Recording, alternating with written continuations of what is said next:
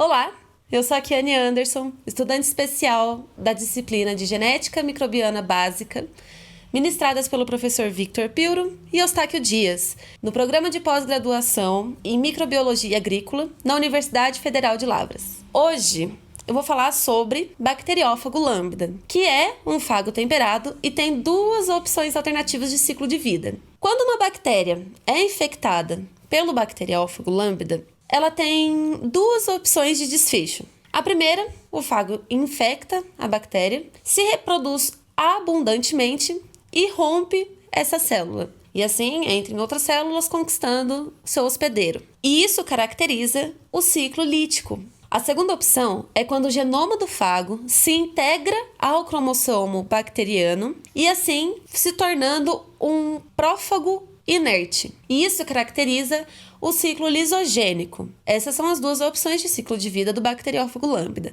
No estado lítico, a maioria dos 71 genes do fagus é expressa em algum ponto. No estado lisogênico, a maioria desses genes é inativada. O controle fisiológico da decisão entre a via lítica e a via lisogênica está ligada com a quantidade de nutrientes disponíveis na célula. Se os nutrientes forem abundantes, a via lítica vai ser preferida, afinal de contas vai ter muitos nutrientes para a reprodução de vírus. No entanto, se os nutrientes estiverem sem muita disponibilidade, a via lisogênica vai ser preferida. A decisão entre a via lítica e lisogênica está ligada com a atividade das proteínas codificadas C1, C2, C3 e CRO, dos quais 3 dessas proteínas são de ligação ao DNA. O gene C1 codifica um repressor, que em geral é chamado de repressor lambda, que reprime o crescimento lítico e promove a lisogenia. O gene CRO codifica um repressor que reprime a lisogenia, permitindo assim o ciclo lítico. A mudança genética que controla os dois ciclos de vida do Bacteriófago lambda tem 2 estados. O estado lisogênico, onde C1 está ligado, mas CRO está desligado, e no ciclo lítico, onde CRO está ligado, no entanto, C1 desligado. Portanto, o repressor C1 e o CRO estão em constante competição, e quem vencer nessa competição vai determinar a expressão do genoma lambda. A disputa entre o repressor lambda e CRO é iniciada quando o bacteriófago lambda infecta a bactéria. A sequência de eventos na disputa é determinada criticamente pela organização dos genes no genoma lambda e dos promotores e operadores entre os genes C1 e CRO. A ordem de expressão do gene viral flui no início da transcrição em 2 promotores: o PL, que é o promotor à esquerda, e o PR, que é o promotor à direita do mapa genético. Na infecção, a RNA polimerase, aqui encontramos a RNA polimerase, inicia a transcrição em ambos dos promotores. Vemos que a partir de PR, o CRO é o primeiro gene a ser transcrito. A partir de PL, o N é o primeiro gene a ser transcrito. A proteína N permite que a RNA polimerase continue a transcrever regiões do DNA que, de outro modo, fariam com que a transcrição terminasse. Ou seja, a proteína N é uma proteína que impede o término da transcrição. Por isso ela é chamada de antiterminador. Assim, o N permite a transcrição de C3, visto que a RNA polimerase vai continuar a transcrição para o lado de cá, permite a transcrição de C3 e outros genes à esquerda de N, bem como a transcrição de C2 e outros genes à direita de CRO. O gene C2 codifica uma proteína ativadora que se liga a um sítio que promove a transcrição para a esquerda de um promotor diferente. O PRE, que é o promotor de estabelecimento do repressor, ativa a transcrição do gene C1. E lembre-se que o gene C1 codifica um repressor lambda e que impedirá o crescimento lítico. Antes de acontecer a expressão dos demais genes virais, é importante decidir qual é o caminho que vai ser seguido. Primeiro, continuar a expressão gênica viral e lisar a célula, ou seja, romper ela, ou parar esse processo e partir para a lisogenia. E essa decisão depende do gene C2. A proteína C2 ela é instável, pois ela é sensível às proteases bacterianas, que são enzimas que degradam proteínas. E essas proteases respondem às condições ambientais. Elas são mais ativas quando os recursos são abundantes e menos ativas quando as células estão em inanição. Então, resumidamente, quais são a sequência de eventos e os pontos de decisão do bacteriófago lambda?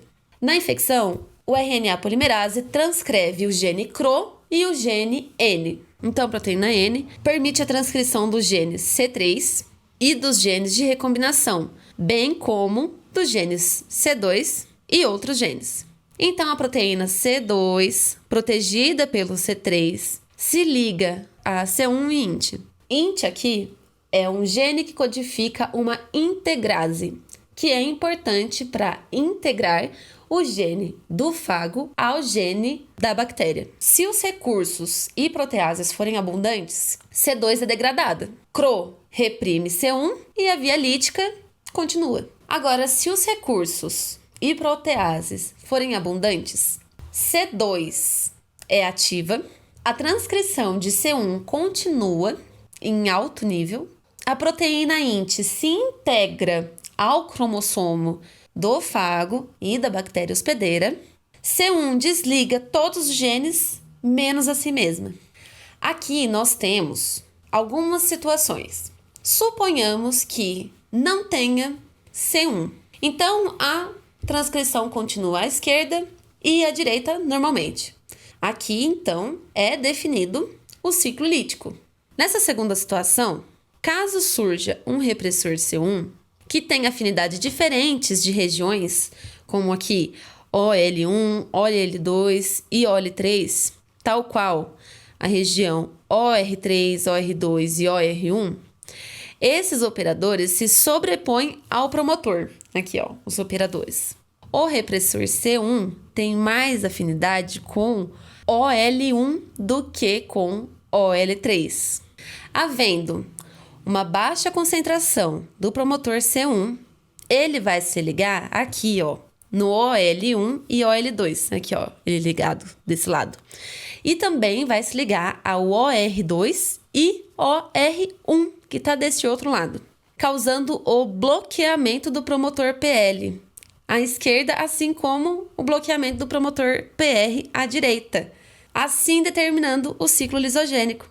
Ou seja, assim que C1 é produzido, ele bloqueia a transcrição à direita e a transcrição à esquerda, dando opção apenas para o ciclo lisogênico. Nessa terceira situação, aumentando a concentração do repressor C2, ele ocupa o operador OL e ocupa o operador OR.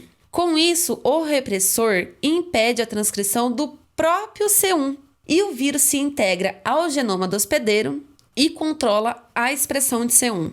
Nessa última situação, quando ocorre um excesso de proteína repressora, provoca uma dobra. Olha aqui a dobra. Uma dobra no DNA. E esses tetrâmetros que estão aqui, eles acabam interagindo com outros tetrâmeros de outras regiões. E aí que fica tudo desligado mesmo. Não tem muita interação. Para que tenhamos mais clareza, o que significa PRE? Promotor do estabelecimento da lisogenia.